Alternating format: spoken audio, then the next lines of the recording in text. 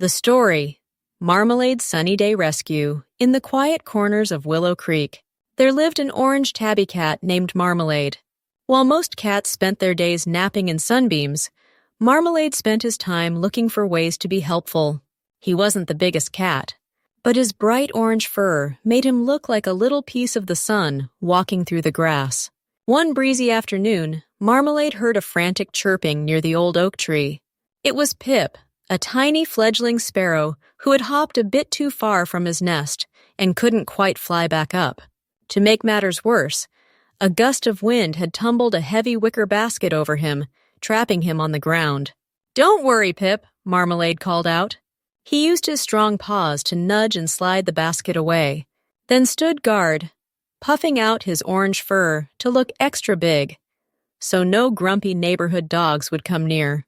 He stayed right there until Pip's mother coaxed the little bird onto a low-hanging branch. Later that day, Marmalade visited the garden pond. There, he found Barnaby the turtle stuck on his back on a flat stone. Barnaby was waving his legs in the air, looking very tired. Marmalade didn't have hands, but he had a clever head. He gently wedged his nose under Barnaby's shell and gave a steady, careful push. Flip! Barnaby was back on his feet. "You're a lifesaver, Marmalade." Barnaby slow blinked in thanks.